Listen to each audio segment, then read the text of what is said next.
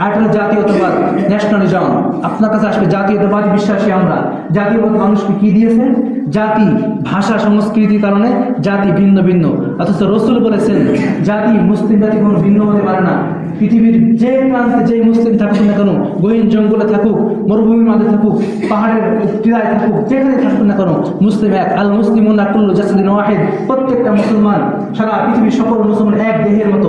ওই ইনিস্তাকা আইনাহু ইস্তাকা কুল্লুহু, যদি চোখ ব্যথা পায়, পরিপূর্ণ দেহ ব্যথা যেমন ব্যথা পায়, ওই ইনিস্তাকা রাসুহু ইস্তাকা কুল্লুহু, মাথা যেমন ব্যথা পায়, পরিপূর্ণ দেহ ব্যথা পায়।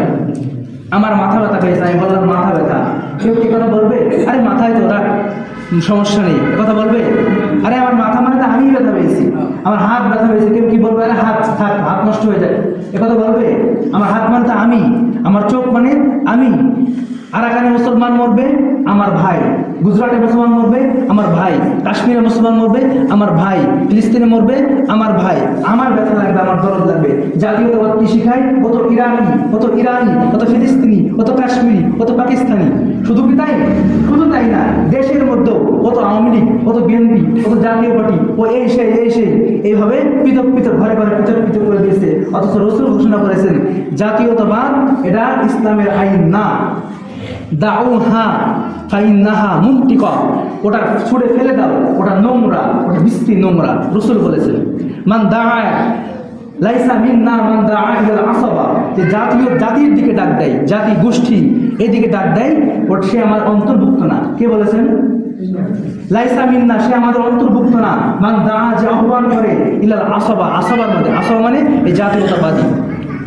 আমরা যারা মুসলিম, রসুলকে বিশ্বাস করি, রসুলের সাম্যতা শিখিয়ে গেছেন গোটা দুনিয়ার মধ্যে, যে যে প্রান্তে থাক সবাই এক দেহের মতো, সেটা ভালো না জাতি গোষ্ঠী ভিন্ন ভিন্ন, এটা ভালো? এজন্য তো একটা দলের মানুষ, সে আমার মুসলমান ভাই, সে আমার মুসলমান, আমার মতো একটা মানুষ, একটা মায়ের সন্তান, সে মারা যায়, ভিন্ন দলের কারণে আমার একটু ব্যথা লাগে না, বরং যদি আমার বিরোধী দল হয় আমি খুশি হই, তাই না? শুধু খুশি, আমি নিজে মারার জন্য ঘোষণা কি হয়? আসো খেলা হবে, এ ঘোষণা হয় না?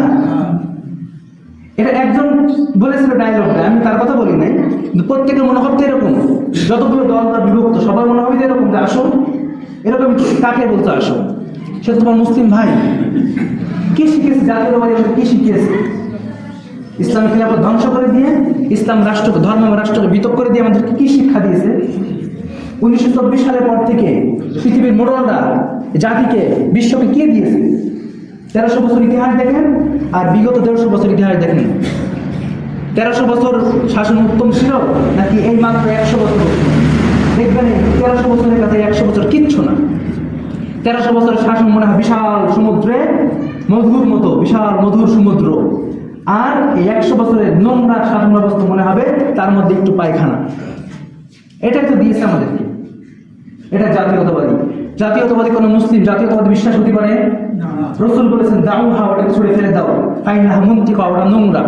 রসুল আমাদেরকে বলেছে ওটা নোংরা, ছুড়ে ফেলে দাও। আমরা গ্রহণ করবো? সেটা গ্রহণ করবো?